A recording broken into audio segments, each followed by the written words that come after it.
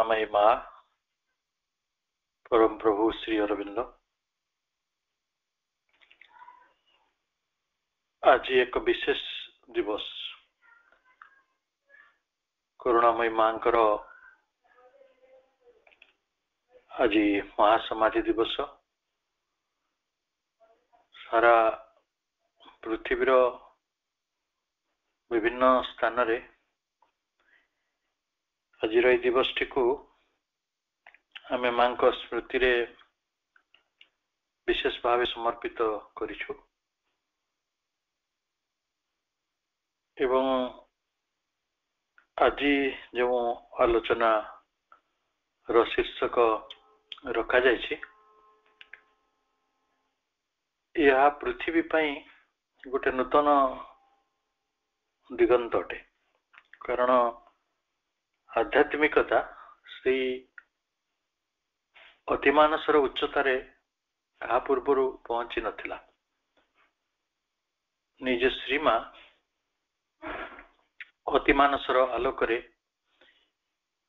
मनुष्यर आध्यात्मिक यात्रा को उद्भासित करिसंती एवं मनुष्यर भाग्यटी अतिमानसर अवतरण फल अधिक भाव निर्दिष्ट हो पारि मनुष्य आज तारीख रे तार जो लुमिनस फ्यूचर तार ज्योतिर्मय भविष्यटी को कहि परिबो मनुष्य क्यों दिगरे यात्रा करुछि कारण माँ जदि आसी नथान्ते बोधे प्रभु श्री अरविंदंकर प्रज्ञार शिखर रु अतिमानसर से तत्व गुड़िक आसी पारि नथान्ता आर्य पत्रिकार प्रकाशनर जी थिले कोलाबोरेटर जे थिले प्रेरिका से अन्य केही नुहंती से होचंती निजे श्रीमा एवं जेतेबेले श्री अरविंदंकर से विजन रु से दृष्टि रु से दर्शन रु अतिमानसर यही तत्वटी आसीथिला एवं जहाँ को साकार करिया पई ए पृथ्वी वक्षरे माँ निजे स्वयं जगन्माता देह धारण करथिले ए कथा गुड़िक परे अंतत बुझीला श्री अरविंद अतिमानस को चेतनाटी को ये वर्णना करिसेंती The supramental consciousness is a force of transformation for the earth. अतिमानसर चेतना गोटे शक्ति एवं से एक सामान्य शक्ति नुहे ता होछि ट्रांसफॉर्मेशन फॉर द अर्थ विश्वर बा जगतर रूपांतरकारिणी एक शक्ति माँ पुणी कहउचंती supramental consciousness is a new starting point for the earth आज जगतर हजार हजार वर्षर अस्तित्व रही गोटे जड़मय विश्व कहीं केते दिन रु सृष्टि है ता भीतर प्राणर उन्मेष होती पुणी धीरे धीरे मनर उन्मेष हवा पर गोटे मानव सत्ता आसी किंतु ये मानव सत्ता पृथ्वी रे अंतत केते हजार वर्ष बंची गलानी किंतु यही हजार वर्ष किछि हजार वर्ष बंचिया भितरे केते हजार युद्ध ही से लड़ीची एवं तार जीवन गोटे दिगहरा जीवनटी अनिश्चित हो पड़ुची क्रमे जीवन अधिक विपदपूर्ण हो पड़ुची आज जने मते कहूतिले आम राजधानी नुआ दिल्ली नुआ बोली किछि नाही सेठी गोटे दिन रे निश्वास नेले आपण को 49टा सिगारेट टाणीबार खाली निश्वास नौथुआ मनुष्यटी 49 सिगारेट स्मोकिंग सहित समान। ताले जने लोक जदि 49 सिगारेट स्मोक करे 8 दिन पर से मनुष्यर कौन परिस्थिति हम आप निजे अनुमान करि पारंतु। तेणु मनीष जे भयंकर संकट भितर प्रवेश करिछि एवं सेटा परिवेशगत आर्थिक राजनैतिक सामाजिक पुणी धार्मिक संस्कृतिगत एवं सामरिक दृष्टिकोण राजनैतिक दृष्टिकोण ये पृथ्वी एक विपदपूर्ण स्थान में परिणत हो सारी। आम देशर मणिपुर राज्य तार एक ज्वलंत उदाहरण। मनीषर जीवन प्रति मनीषर सम्मान प्रति सेठी तिले मात्र कहारी किसी दरद ना किसी सम्मान ना किए भी क्या किपरि अत्याचार करिपारे किए भी क्या किपरि पीड़ित करिपारे किए क्या हत्या करिपारे किए क्या जाली दे पारे। ये कथाटी कौन बयान करछि? एकविंश शताब्दी रे मनीष माने आज भी भोकरे मरुछंती। एकविंश शताब्दी रे आज मध्य आपण सुदान जानतु आम ओडिशा तो ये किछि दिन तले से बळे अनाहार मृत्यु आसिला। आज पृथ्वी भी केते चेतनागत दृष्टि केते संकट रे अछि केते संकट रे अछि एवं से भली गोटे संकटमय पृथ्वी रे केबे तो किछि अयमारंभ हेबो गोटे नूतन ता आनिबार सूत्रपात तो हेबो एवं किछि गोटे बदलिबार गोटे प्रयास तो आरंभ हेबो। माँ से कहते अतिमानस चेतना is a new starting point for the earth. ये पृथ्वी पाई एटा गोटे आरंभ बिंदु हम जो आम आरंभ करिपरिबा गोटे नूतन यात्रा and that it will lead to a new race representing the super mind. ये गोटे नुआ प्रजाति को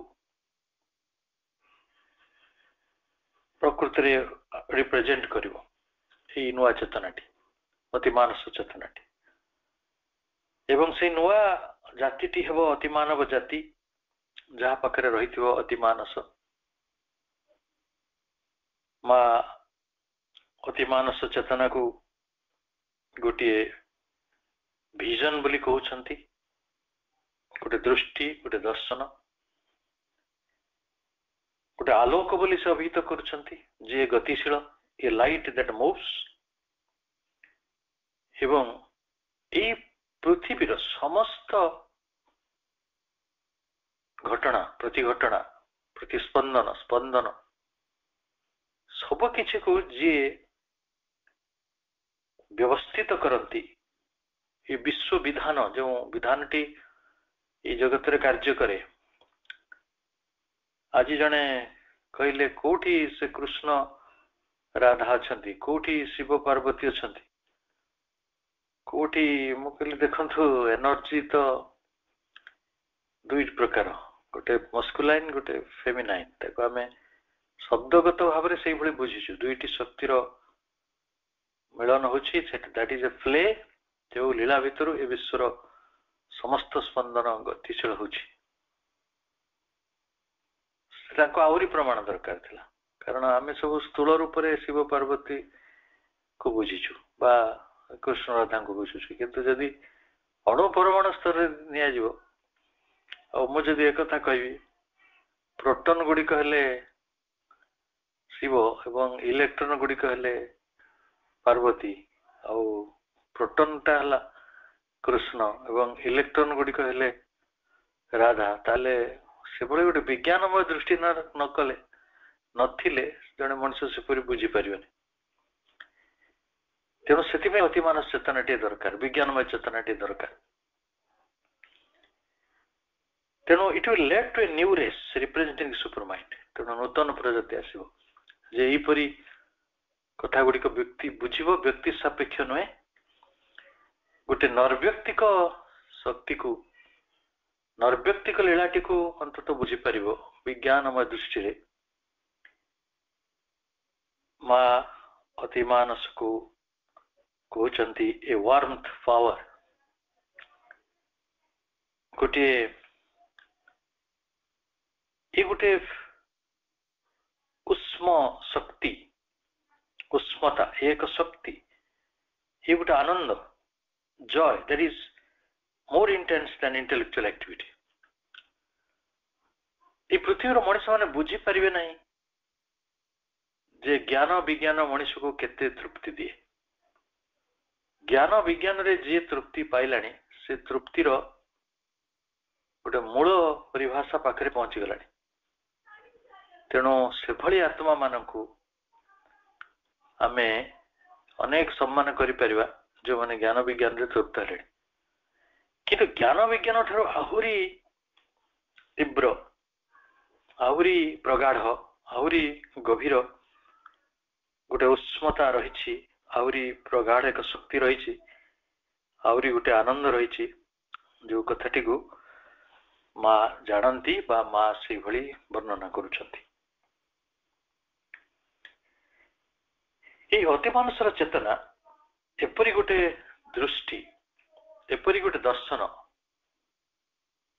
एपरी गोटे प्रज्ञा जे निजको प्रकाशित करुछि आत्म अभिव्यक्ति रे निविष्ट आत्म रूपायन रे निविष्ट निजको गढ़ुथिबा निजको परिचालित करुथुबा एवं निजको गोटे भविष्यत आड़को गति करुथुबा ये शक्ति अतिमानस को ज्योति रूप रे जेतेबेले आमे वर्णना करूछु जे सब किछि को गतिशील करंती सब किछि को क्रियान्वित करंती अर्थात विश्व विधान रो जे होचंती कर्त्री ये पृथ्वी घुरुछि ऋतु परिवर्तन होछि दिन राति होछि समुद्र रे तरंग उठुछि समुद्र नील दिसुछि आकाश रे एते स्थान रहिछि सेठी एते अंधार अछि सेठी आलोक गुड़िक रहिछि एते ज्योतिष्क माने रहिचंती माळमाळ हे अर्बुद अर्बुद अनंत कोटि ज्योतिष्क रे भरा ही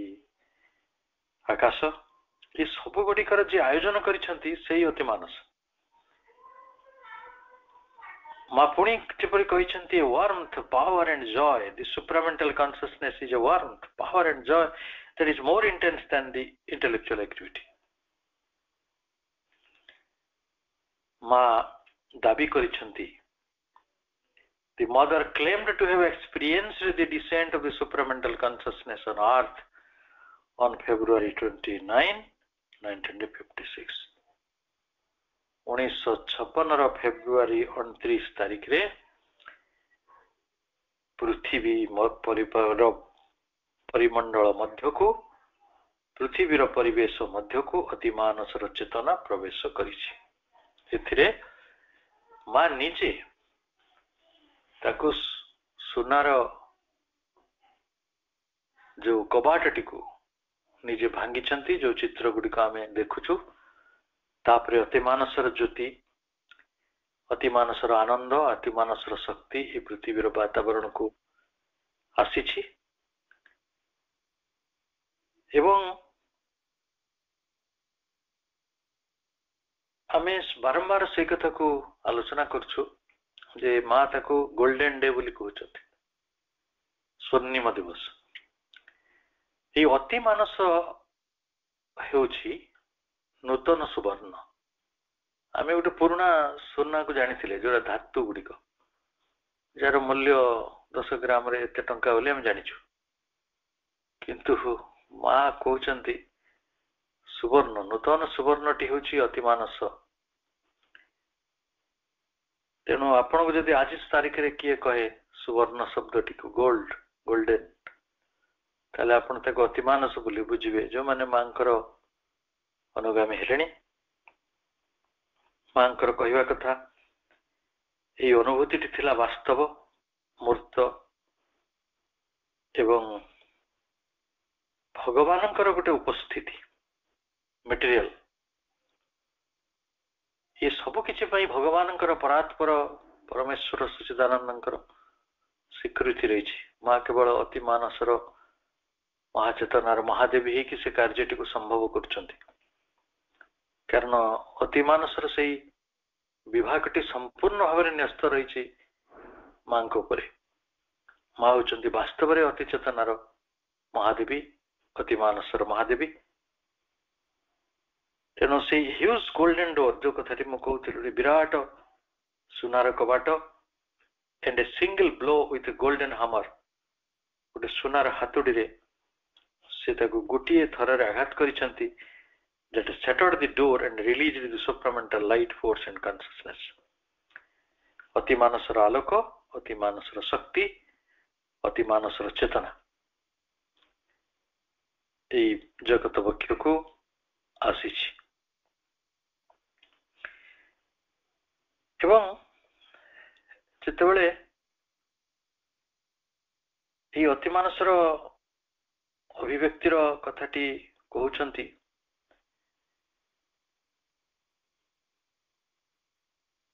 August 1933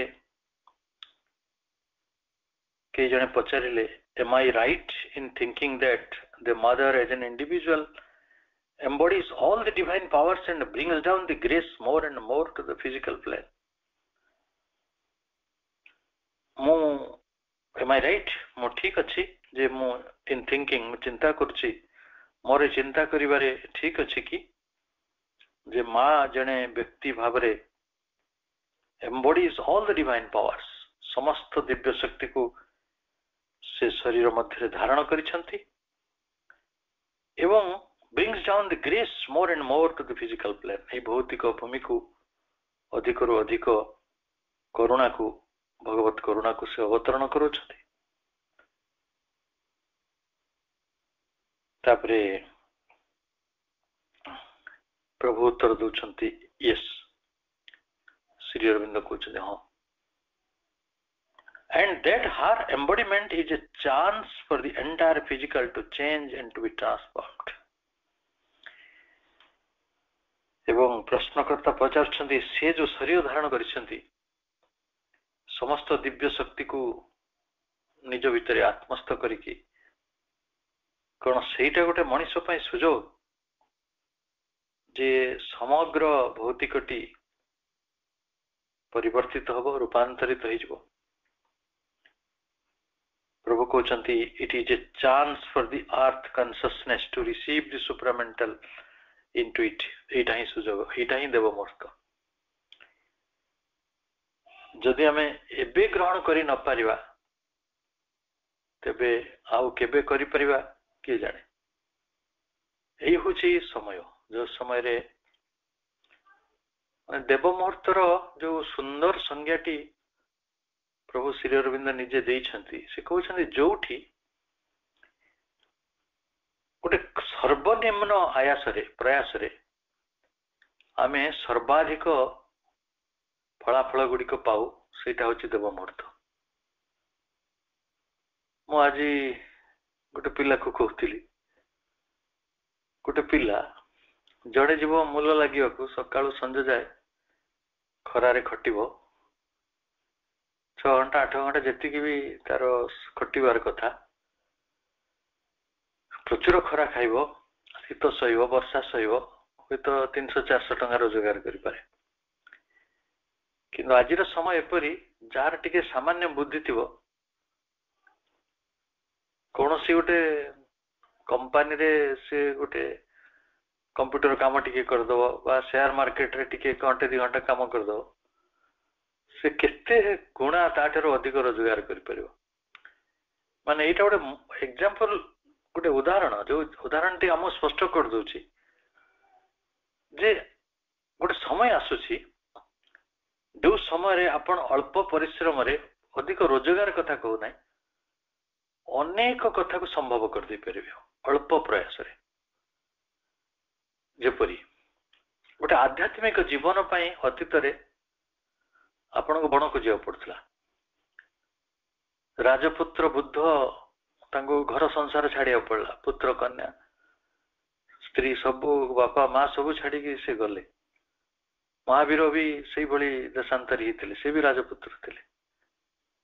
ଏଭଳି ଅନେକ ବ୍ୟକ୍ତିଙ୍କୁ ନିଜ ଘର ସଂସାର ଛାଡିବାକୁ ପଡିଛି, ଗୋଟେ ବଣ ଭିତରେ କଠୋରରୁ କଠୋର ଜୀବନ ବଞ୍ଚିବାକୁ ପଡିଛି, ଯୋଉଠି ବଞ୍ଚିବାର ସର୍ବନିମ୍ନ ସୁବିଧା ନାହିଁ। ବଣ ଭିତରେ ଯଦି 10 ଦିନ ଆପଣଙ୍କୁ ମଶା ଖାଇବେ, ଲୋକେ ଆପଣଙ୍କୁ ଚିହ୍ନି ପାରିବେନି।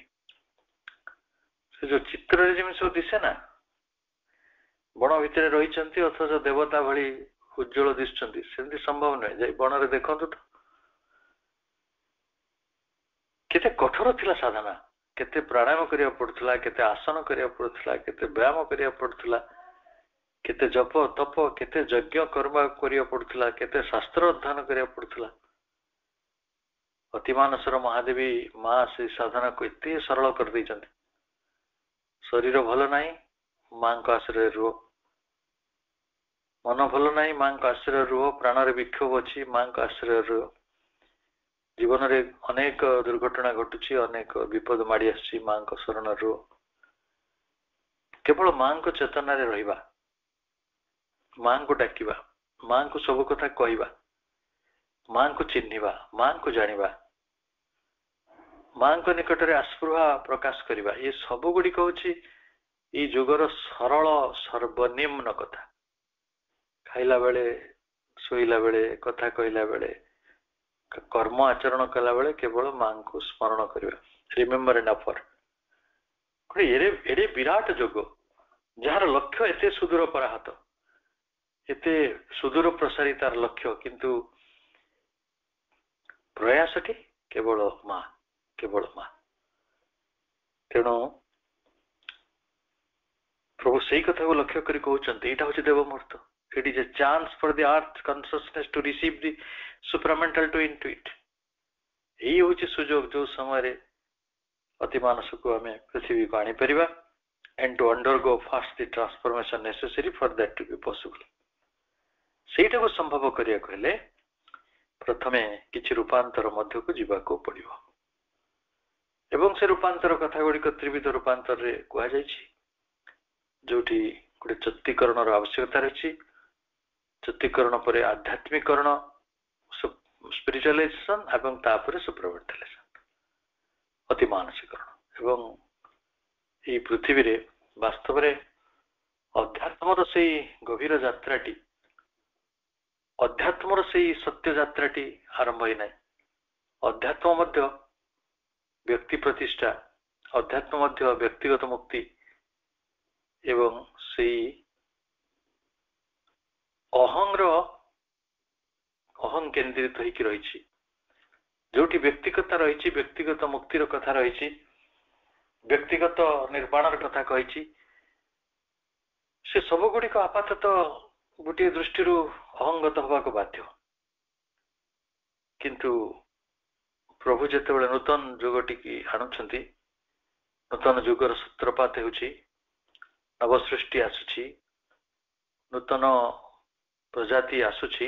ତେଣୁ ଇଏ ବି ଗୋଟେ ନୂଆ ସମୟ, ନୂଆ ଯୁଗ, ଯୋଉଥିରେ afterwards there will be a further transformation by the supramental. ତାପରେ ବାକି ରୂପାନ୍ତର ଗୁଡିକ ଅତି ମାନସ କରିଦେବେ। But the whole earth consciousness will not be supramentalized. There will be first a new race representing the supermind as man represents the mind. ତେଣୁ ଆଜି ମନକୁ ପ୍ରତିନିଧିତ୍ୱ କରୁଥିବା ଗୋଟେ ମାନବ ଜାତି ରହିଛି, କିନ୍ତୁ ଦିନେ ଅତି ମାନସକୁ ପ୍ରତିନିଧିତ୍ୱ କରୁଥିବା ପ୍ରଥମେ ଗୋଟେ ନସିସ୍ ବିଙ୍ଗ, ନଷ୍ଟିକ ବିଙ୍ଗ, ଯୋଉମାନେ ଅତି ମାନସ ଚେତନାର, ବିଜ୍ଞାନମୟ ଚେତନାର, ସତ୍ୟ ଚେତନାର କିଛି ବ୍ୟକ୍ତିତ୍ୱ ଆସିବେ, ଯୋଉମାନେ ଗୋଟେ କମ୍ୟୁନିଟି ଭିତରେ ବଞ୍ଚିବେ ଏବଂ ଅଧ୍ୟାତ୍ମ ଜୀବନଟି କିଭଳି ବଞ୍ଚାଯାଏ, ଏବଂ ସେଇମାନେ ହିଁ ଗୋଟେ ପୁଞ୍ଜି ଭାବରେ କାମ କରିବେ ଦିବ୍ୟ ଜୀବନ ଆଣିବା ପାଇଁ ପୃଥିବୀରେ।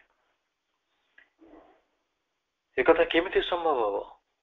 ଯେମିତି ସବୁ କଥାକୁ ସମ୍ଭବ କରିବାକୁ ହେଲେ କିଛି ପ୍ରସ୍ତୁତି ଦରକାର, କିଛି ଚେଷ୍ଟା ଦରକାର। ଏଠି ଚେଷ୍ଟାଟି କଣ, ଏଠି ପ୍ରସ୍ତୁତିଟି କଣ, ଏଠି ସାଧନାଟି କଣ, ଏଠି କର୍ମଟି କଣ, ଏଠି ବାସ୍ତବରେ କଣ କରିବାକୁ ହବ? ପ୍ରଭୁ କହୁଛନ୍ତି, the more we open individually to the mother's light and force, the more our power is established in the universal. ଆମେ ବ୍ୟକ୍ତି ଭାବରେ ଯେତେ ବେଶୀ ବେଶୀ ମାଙ୍କର ଶକ୍ତି ଓ ଜ୍ୟୋତି ପ୍ରତି ଉନ୍ମୁଖ ହବା, ସେତେ ଅଧିକରୁ ଅଧିକ ତାଙ୍କରି ଶକ୍ତି ଏହି ବିଶ୍ୱ ବକ୍ଷରେ ପ୍ରତିଷ୍ଠିତ ହବ। It is the transforming power. मांकर शक्ति मांकर आलोक अर्थ सेटा होची ट्रांसफॉर्मिंग पावर अति मानसर शक्ति. It is the transforming power that is established. The universal power is always there. विश्व शक्ति सब बेले रहिथिला एवं किंतु मांकर शक्तिटी ता सहित संयोगित हबो एवं रूपांतरित हबा पई गोटे पथ प्रस्तुत हो नूतन जातिर आविर्भाव पई जो अति मानसर महाशक्ति जहाँ रूपांतरकारिणी शक्ति ये पृथ्वी रे प्रत्यक्ष भाव रे कार्य करिवो. 1 अक्टोबर 1933 रे प्रभु कहउचंती the mother has come down to work on the earth, not in another world. माँ एई पृथ्वी वक्षरे एई पार्थिव जगत रे आसी छंती अन्य पृथ्वी को नुहे. The 1000 petal lotus and the planar world that corresponds to it is only a means of communication between the truth and the earth existence. जोठी सहस्र दल सहस्र पाखुड़ा थिबा पद्मर कथा कहा जाउछि सेई भूमि सेई जगतटी गोटे जोगाजोगर माध्यम. से जोगाजोग काहा का भितर हेबो ना सत्य एवं पृथ्वीर अस्तित्व मध्यरे. But it is true that the consciousness of each has to rise.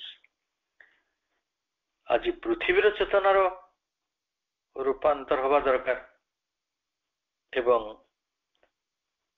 जो शक्ति महाशक्ति एठी वास्तव रे मनुष्य को उत्तरित पथरे नौछंती जगतर गोटे लुमिनस डेस्टिनी को जो माने संभव करिया चाहछंती से माने मध्य गोटे उच्चता को जिवे एवं से माने उभय टू दैट लेवल सेही जो उत्तरित स्तर रे दुई जन जाक काम करिवे वर्क ऑन अर्थ ए पृथ्वी वक्षरे एवं सेटा को सफलतार सहित संपन्न करिवे.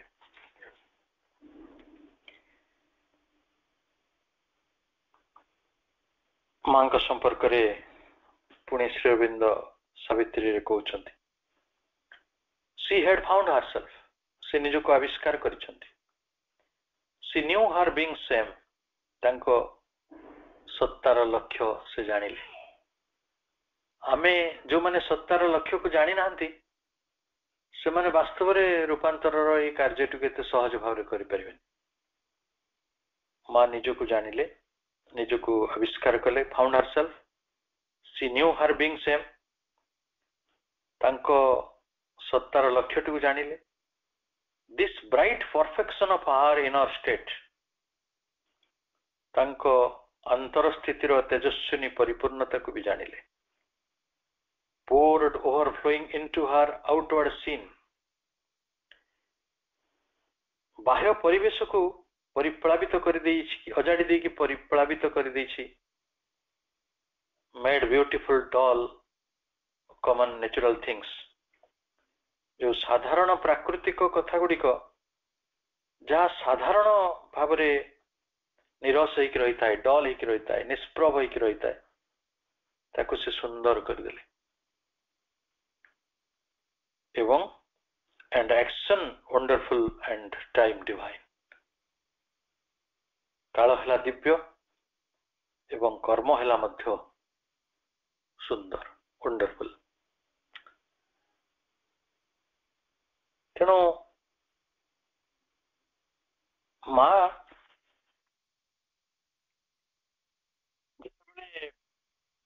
सब अनुभूति कथा गुड़िक कहती से आहरी अनुभूति गुड़िक मूर्त कर दियंती आहरी वास्तव कर दियंती. जेतु से परम सत्य जानिछंती सच्चिदानंद विराट रहस्यर सूत्र को से जानिछंती परम अज्ञांकर पराज्ञान को से जानती अनंत विभाव को से जानती परम चेतना, परम शक्ति, परम आनंद, परमेश्वर, परमात्मा सबकिछि तांकरी चेतना भितर सबकिछि समाविष्ट होइक रही। तेणु से किभଳି एई जगत बंची थे, एभली जो गुड़िक अति मानसर स्थिति भाव रे वर्णना करा जायछि। अति मानसर जो स्थिति गुड़िक तीनोटी पर्याय रे प्रभु श्री अरविंद तांको लाइफ डिवाइन बही रे लिखिछंती। माँ सेई भली गोटे जीवन बंचुथिले, अर्थात अति मानसर तीन पर्याय रे जो अनुभूति गुड़िक रही था सेटा माँ को चेतनार मूल कथा थिला। It was herself, it was the self of all. सत्ताटी थिला तांकर, किंतु it was the self of all. से थिले सर्वभूत आत्मा। ये तो अति मानसर अनेकत्व, अति मानसर एकत्व। तांकरी आत्मसत्ता भितरे सब किछि रही थिला। It was the self of all. It was the reality of existing things.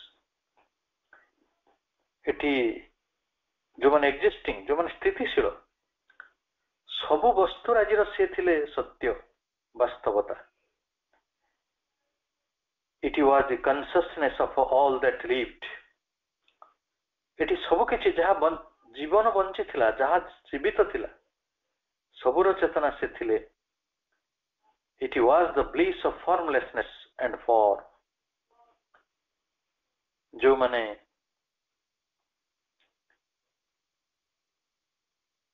Formlessness अर्थात अनाकार एवं आकार रसी थिले ब्लिस महानंद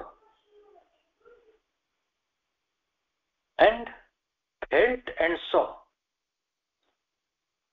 से ताको अनुभव करिसंती आ से देखिसंती।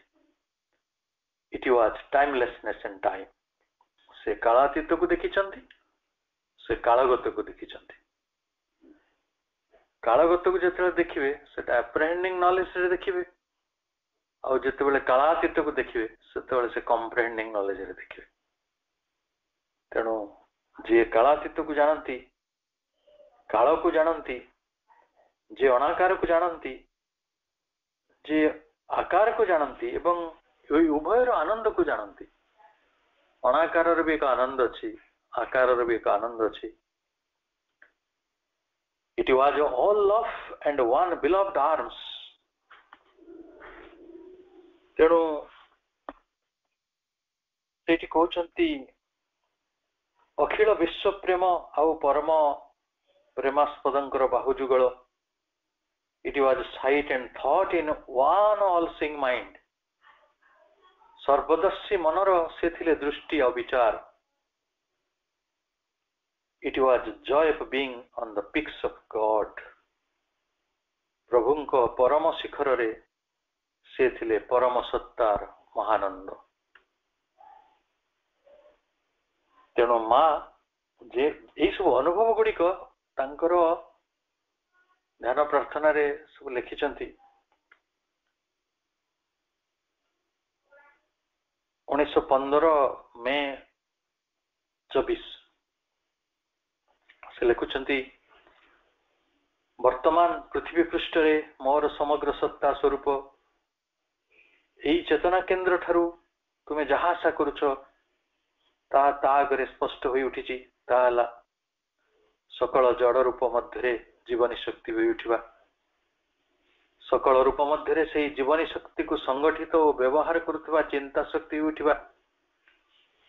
एई चिंतार विविध उपादान को प्रसारित ज्ञानालोकित प्रगाढ़ और एकत्रित करुवा प्रेम शक्ति होई उठिबा। एई रूपे विश्व व्यक्त विश्व सहित संपूर्ण भावे एकात्म होई पूर्ण शक्ति सह तार रूपांतर साधन रे हस्तक्षेप करिबा। तेणु माँ केवल सही कामटी करथिले। 1915 रे से कथा लिखिथिले।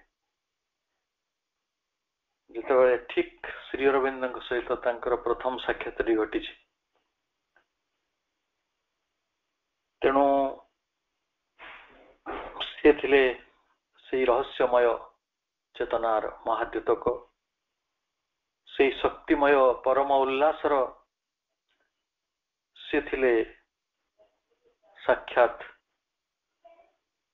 परमेश्वरी से थिले से परमानंदर दिव्य प्रेमर जहां पदर उत्साहित हुए से महादेवी केवल से ही आनंद एवं अतिमानस चेतनार उच्चतम उच्चता जड़र निम्नतम गहर मध्य व्यवधान को दूर करी गोटे सेतु भली से कार्य करथिले जोथि तांकु प्रभु श्री अरविंद गोल्डन ब्रिज बोली अभिहित करछंती से स्वर्णमय सेतु जेउठी स्वर्णर कथा आसीबो सेटा अति मानसर सेतु जो सेतु जड़र निम्नतम गहर एवं अतिमानस चेतनार उच्चतम चेतना को संयोगित करे संलग्न करे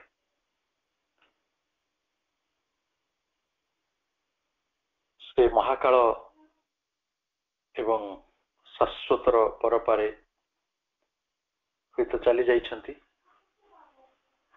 तांको स्थूल भाव में आमे आज खोजिले पाउनु आमे जेतेबेले बुझिबार बयस हेछि बा बुझिबार गोटे सुजोग आसी सेतेबेले हेत से आउ सेते माने आमरी गहन रे आमको कथा कहतुवा आमको स्नेह करथुवा आमको देखुथुवा आमको उपदेश देउथुवा सत्ता भितरे नाहंती किंतु चिरंतरता मध्य से वास कर पुणी सर्वभूतात्मा है कि वास करुछंती से जो ये व्यक्ति रूपा है रही थिले से बे सर्वरूपा ही जाइछंती से बे सर्वस्ता सबुठी से अछंती से विश्वभूता होई पड़िछंती से विश्वातीता होई पड़िछंती एवं सर्वातीता होई पड़िछंती करुणामयी मांकर आज महाप्रयाण दिवस रे तांकर कौनसी भी प्रार्थना जेतेबेले आमे पढुछु विश्वमय विश्व पुरुषंक निकट रे मनीष पई तांक हृदय रे जो प्रेम रहितला प्रगाढ़ प्रेम मनीष को से जेतिकी भल पाइछंती पार्थिव जगतर दुख कष्ट गुडी को से जेतिकी गभीरतार सहित जानिछंती से सब कथा व्यक्त करिछंती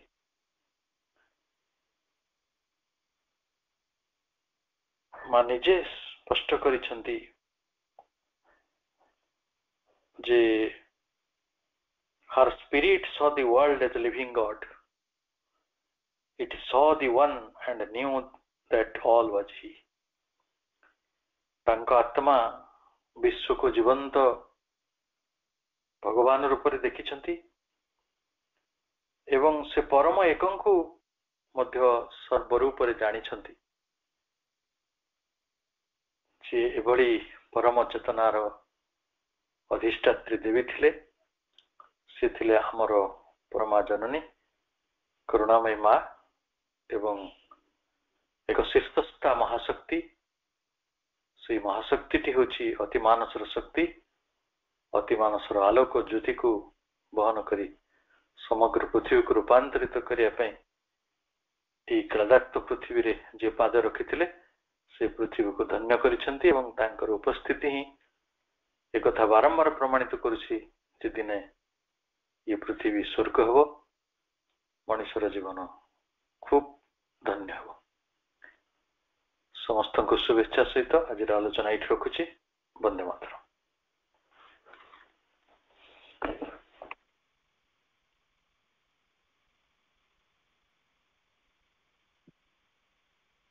भाई बहुत सुंदर आलोचना थिला धन्यवाद। प्रकृत रे भाई जेमिति कहिले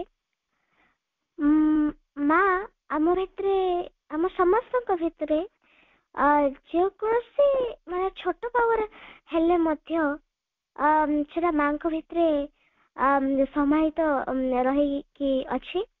ଆଉ ସେଇଥିରୁ ଆମେ ସୋର୍ସ ହଉଛି ମାନେ ମା ହଉଛନ୍ତି ଆମର ସେଇ ପାୱାରର ସୋର୍ସ, ଯିଏକି ଆମକୁ ପ୍ରତ୍ୟେକଟି ଆମର ପ୍ରୋବ୍ଲେମରେ ହେଲେ ବି ସେ ଆମକୁ ସାହାଯ୍ୟ କରୁଛନ୍ତି। ଓ ଦ୍ୱିତୀୟ କଥାଟି ହେଉଛି ଯୋଉ ଜିନିଷକୁ ଯୋଉ ମାନେ ନଲେଜକୁ ଆମେ ଭାଷ୍ଟ ନଲେଜ ମାନେ ବହୁତ ବହୁତ ଜ୍ଞାନ ବିଷୟରେ ଆମେ ବହୁତ ଜ୍ଞାନ ବିଷୟରେ ଆମେ କହୁଛୁ, ତାଙ୍କ ଆଗରେ ସେଟା ଗୋଟେ ମାନେ ପୁରା ବହୁତ କ୍ଷୁଦ୍ର ଡଟ୍ ପରି। ମାନେ ଦେଖନ୍ତୁ ଏବେ ଶ୍ରୀ ଅରବିନ୍ଦ ତାଙ୍କୁ ମାନେ କୋଉଭଳି ଭାବରେ ଏକ ମାନେ କୋଟି କୋଟି ସନ୍ ମାନଙ୍କର ମାଷ୍ଟର ଭଳିଆ ମାନେ ପ୍ରଭୁ ତାଙ୍କୁ ଟ୍ରିଟ୍ କରୁଛନ୍ତି। ଗୋଟେ ବାଣୀ ଥ୍ରୋରେ ମୁଁ ବୁଝିବା ପାଇଁ ଚାହିଁବି ଯେ a son of which all knowledge is a beam, a greatness without whom no life could be। ଏଇଥିରୁ ଆମେ ପଢିକି ଆମେ ଜାଣିପାରୁଛେ ଯେ ମା ହେଉଛନ୍ତି ଏଭଳି ଏକ ସୂର୍ଯ୍ୟ ଯାହାଙ୍କ ଆଗରେ ଆମର ସମଗ୍ର ପୃଥିବୀର ଯେତିକି ନଲେଜ ରହିଛି ତାଙ୍କ ଆଗରେ ଗୋଟେ ସେଟା ବିମ୍, ପୁରା ଗୋଟେ ପୁରା ଡଟ୍ ସେଟା ତାଙ୍କ ଆଗରେ। ଆଉ ସେ ହଉଛନ୍ତି ଏଭଳି ଏକ ମାନେ ବ୍ୟକ୍ତିତ୍ୱ, ଦିବ୍ୟ ବ୍ୟକ୍ତିତ୍ୱ ଯାହାଙ୍କ ବିନା ଆମ ଭିତରେ ଯୋଉ ମାନେ ଆମ ସମସ୍ତେ ଯୋଉ ଅଛେ ଏଇ ଅର୍ଥରେ କାହାର ଗୋଟେ ବି ଲାଇଫ କମ୍ପ୍ଲିଟଲି ମାନେ ଭଲ କି ଆମେ ବଞ୍ଚି ପାରିବା ନାହିଁ। କିନ୍ତୁ ଦେଖନ୍ତୁ ଯଦି ଆପଣ ନଲେଜ ଆପଣ ବେଶୀ ଆହରଣ ନ କରିବେ, ହୁଏତ ଆପଣ ମାନେ ଆପଣଙ୍କର ଭୋକାବୁଲାରି ୱିକ୍ ହେଇଥିବ ବା ଆପଣ ପାଠ ଭଲ ପଢି ପାରୁନଥିବେ। କିନ୍ତୁ ଯଦି ମାନେ ମାଙ୍କୁ ପ୍ରଭୁଙ୍କୁ ଆପଣ ଜାଣିନଥିବେ, ତାହେଲେ ଆପଣଙ୍କର ମାନେ ପାଠର ତ ଦୂରର କଥା, ଆପଣ ମାନେ ଶାନ୍ତିରେ ଭଲ ଭାବରେ ଆପଣ ବଞ୍ଚି ବି ପାରିବେ ନାହିଁ। ମାନେ ମାନେ ଏଇଥିରୁ ଆମେ ଜାଣିପାରୁଛେ ଯେ ମାଙ୍କର ଓ ପ୍ରଭୁଙ୍କ ବିନା ଆମର ଲାଇଫ କେତେ ଇନକମ୍ପ୍ଲିଟ। କିନ୍ତୁ ବେଳେ ବେଳେ ଆମର କିଛି କିଛି ସମୟ ଆସେ ଯେତେବେଳେ ଆମେ ମାଙ୍କ ପ୍ରଭୁଙ୍କୁ ଭୁଲି ଯାଉ, ଯେତେବେଳେ ଆମେ ଓଭରୱେଲମ ହେଇଯାଉ, ସେତେବେଳେ ଆମେ ଓଭର ଏକ୍ସାଇଟେଡ ହେଇଯାଉ, ସେତେବେଳେ ଆମେ ଭଗବାନଙ୍କୁ କୋଉଠି ନା କୋଉଠି ଭୁଲି ଯାଉ। କିନ୍ତୁ ଯେତେବେଳେ ଆମେ ବହୁତ ଗମ୍ଭୀର ଦୁଃଖରେ ଆମର ବହୁତ ପ୍ରୋବ୍ଲେମ ଅଛି, ଫାଇନାନ୍ସିଆଲ ହଉ ବା ନର୍ମାଲି ଯେକୌଣସି ପ୍ରୋବ୍ଲେମ ହଉ, ସେଥିରେ ଆମେ ଭଗବାନଙ୍କୁ ଓନ୍ଲି ଡାକୁଛେ। ମାନେ ପ୍ରୋବ୍ଲେମ ଛଡା କୌଣସି ଏମିତି ମୋମେଣ୍ଟ ନାହିଁ ଯୋଉଥିରେ ଆମେ ଭଗବାନଙ୍କୁ ମାନେ ମନେ ପକାଉଛେ। ସେଇ ସନ୍ଧ୍ୟାବେଳେ 5-10 ମିନିଟ, ତାପରେ ଦିନଟା ଯାକ, ତାପରେ ଧରନ୍ତୁ 23 ଆୱାର୍ସ ଆମେ ଭଗବାନଙ୍କୁ ଯେମିତି ଭୁଲି ଯାଇଛୁ। ଆମେ ସେଇ ଯୋଉ 23 ଘଣ୍ଟାରେ ଆମେ ଭୁଲି ଯାଇଛୁ ଯେ ଆମର ମାନେ ଯୋଉ ଏମ୍, ଆମର ରିଅଲ ଏମ୍ ହଉଛି ମାଙ୍କୁ ପ୍ରଭୁଙ୍କୁ ପାଇବା। କିନ୍ତୁ ଆମେ ସେଇ ଆମର ରିଅଲ ଏମ୍ ଟିକୁ ଭୁଲିକି ଆମେ ସେଇ ଭୌତିକ ଜଗତର ଏମ୍ କୁ ଆମେ ପାଇବା ପାଇଁ ଚେଷ୍ଟା କରୁଛୁ। ଆଉ ସେଇ ସ୍ପିରିଚୁଆଲ ୱେରେ ଯୋଉ ଏମ୍ ଟି ଆମେ ତାକୁ ଭୁଲି ଯାଇଛୁ। ଆଉ ଆମେ ଜାଣି ବି ପାରୁନାହୁଁ ଯେ ଯେତେବେଳେ ସ୍ପିରିଚୁଆଲ ୱେର ଆମେ ଯୋଉ ଅଗ୍ରଗତିକୁ ଏମ୍ କୁ ଆମେ ପୁରା କରୁନାହେଁ, ସେତେବେଳେ ଭୌତିକ ମାନେ ଜୀବନର ସେ ଯୋଉ ଏମ୍ କମ୍ପ୍ଲିଟ କରିବାରେ ତାର କିଛି ଭ୍ୟାଲ୍ୟୁ ହିଁ ନାହିଁ। ମୋର ଖାଲି ଗୋଟେ ଛୋଟ ମେସେଜ ଯେ ଓନ୍ଲି ଡିଭାଇନ୍, ଓନ୍ଲି ଡିଭାଇନ୍। ଆମେ ସବୁବେଳେ ଯଦି ଭଗବାନଙ୍କୁ ଆମର ଚାରିଆଡେ ଚତୁଃପାର୍ଶ୍ୱରେ ଯଦି ଭଗବାନ ରହିବେ, ଆମେ କେବେ ବି ସେହି ସ୍ପିରିଚୁଆଲ ୱେରୁ ମାନେ ଡାଇଭର୍ଟ ହେଇପାରିବା ନାହିଁ। ଏତିକି କହିବା ପାଇଁ ଚାହିଁବି। ବର୍ତ୍ତମାନ ଆମେ ସମସ୍ତେ ଗୋଟେ